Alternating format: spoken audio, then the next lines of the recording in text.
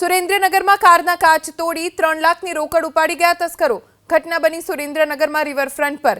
દુધઈના ખેડૂત દુકાન માટેના રૂપિયા આપવા સુરેન્દ્રનગર આવ્યા હતા। આ સમયે 3 તસ્કરો આવ્યા અને ખેડૂતની કારના કાચ તોડી 3 લાખની રોકડ ઉપાડી ગયા। ઘટનાની જાણ થતાં પોલીસ દોડી આવી। બેંકેથી અમને 2-2.5 લાખ રૂપિયા બેંકેથી ઉપાડ્યા, બીજા ઘરેથી લઈને આવેલા। એમ કુલ 1,03,05,000 ગાડીમાં ડેકીમાં મૂકી અને આ કૃષ્ણા હોટલે જમવા ગયેલા।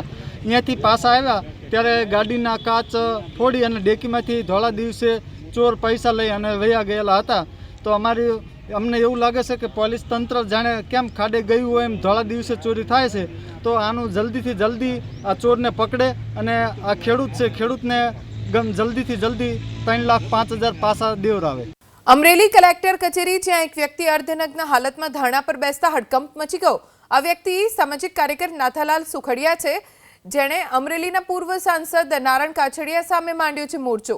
અમરેલીના દેવભૂમિ દેવળિયા ગામના નાથાલાલ સુખડિયાએ આરોપ લગાવ્યો કે પૂર્વ સાંસદ નારણ કાછડિયાએ ગૌચર જમીનમાં માટી ખનન કર્યું તેમજ જમીન પર દબાણ કરી બંગલો બનાવ્યો। અલગ અલગ 4 મુદ્દા સાથે નાથાલાલ સુખડિયાએ 7 દિવસ પહેલા રજૂઆત કરી હતી।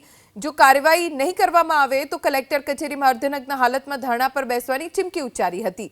આજે નાથાલાલ સુખડિયાએ અર્ધનગ્ન હાલતમાં ધરણા યોજતા પોલીસ દોડી આવી। બાદમાં કલેક્ટર કચેરી દ્વારા તપાસ કરવા માટે લેખિત આદેશ અપાતા આંદોલન મોકૂફ રખાયું। આગામી દિવસોમાં કાર્યવાહી ન કરાય તો ફરી આંદોલન કરવાની ચીમકી ઉચ્ચારાઈ છે।